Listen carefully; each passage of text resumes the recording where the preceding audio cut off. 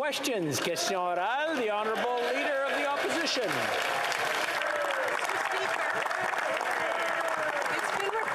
The Prime Minister is planning to invoke the Emergencies Act to deal with the current protests in Ottawa and in some parts of the country. We know the protests continue here in Ottawa. We know the Windsor border has been reopened. We know that last night there have been arrests in Coutts. Section 16 of the Emergency Act refers to threats to the security of Canada. Given this context, does the Prime Minister think that these protests constitute a threat to the security of Canada? And if not, does he think that with this news he could be escalating rather than de-escalating an already inflamed situation? The Honourable Minister of Public Security. Mr. Speaker, these illegal blockades are hurting Canadians. We've seen borders closed, our economy crippled. We've seen Canadians lose their jobs, Mr. Speaker, and that's why since the beginning, this federal government has provided law enforcement with all of the resources that they've needed.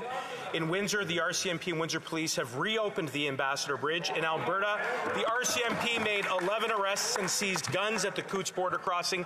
And in Ottawa, the RCMP and OPP have established an integrated command centre with the Ottawa Police Service. Mr. Speaker, our #1 priority is to end the illegal blockades, uphold the law, and allow Canadians to get their lives back. The Honourable Leader of the Opposition. We've been asking the Prime Minister to stop dividing, stigmatizing, and name-calling people he disagrees with. Let them know that he listens and that he hears them, but he refuses to do that. Today we are voting on a Conservative motion, a reasonable motion that asks the government to present a plan for a reopening by the end of the month.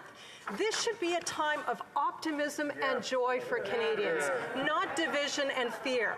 Can Canadians count on the Prime Minister to do the right thing and today stand up with us, support our motion, and give Canadians the hope that they deserve so much? Minister. Mr. Speaker, it does not really matter whether certain members of the opposition have been merely irresponsible or recklessly complicit. But what this country is facing is a largely foreign-funded, targeted and coordinated attack on critical infrastructure and our democratic institutions.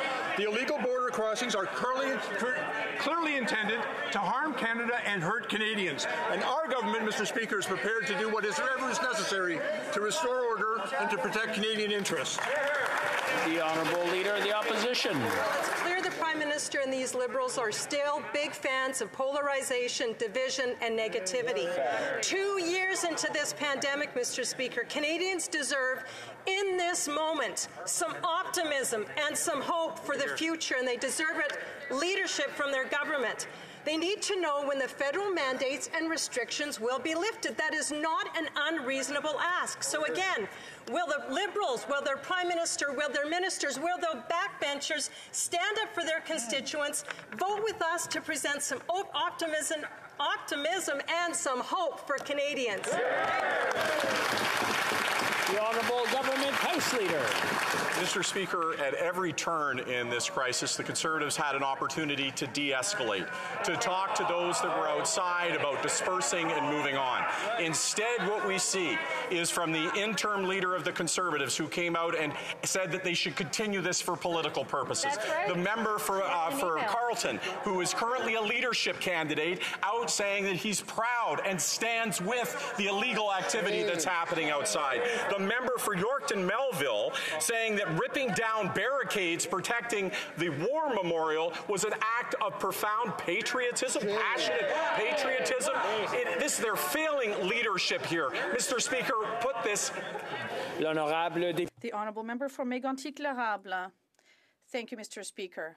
Canadians won't be fooled. They understand the political games of the Prime Minister. First, he voluntarily chose, well, according to his own members, people from his team are saying this, to politicize and to devise and stigmatize to win an election. Then he chose to politicize the pandemic, and that's what he's still doing today.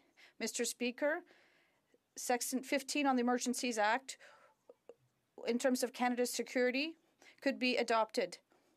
How can the Prime Minister justify the recourse of emergency measures? The Honourable Minister. Mr. Speaker, blockades are hurting Canadians and they have to end. We're going to act responsibly. The RCMP and Windsor Police Force have reopened the Ambassador Bridge. The RCMP has arrested 11 people. In Ottawa, the RCMP have established a command center with local police, and our absolute priority is to end illegal blockades and to make sure the law is enforced and to allow Canadians to travel. Honourable Member for Mégantic-L'Érable. Mr. Speaker, the situation is unfolding today, and it could have been avoided. The Prime Minister divided Canadians during his campaign, and his caucus is now divided. And he continued to hide for days instead of reducing tensions. People want things to be resolved peacefully. We don't want to see the army in the streets. Will the Prime Minister vote in favour of our motion and present to all Canadians a plan like all other governments have done? Thank you. The Honourable Government House Leader. Monsieur le Président. Mr. Speaker, there's a clear choice for the Conservative Party to de-escalate the situation, to tell people that it's time for them to leave Ottawa immediately.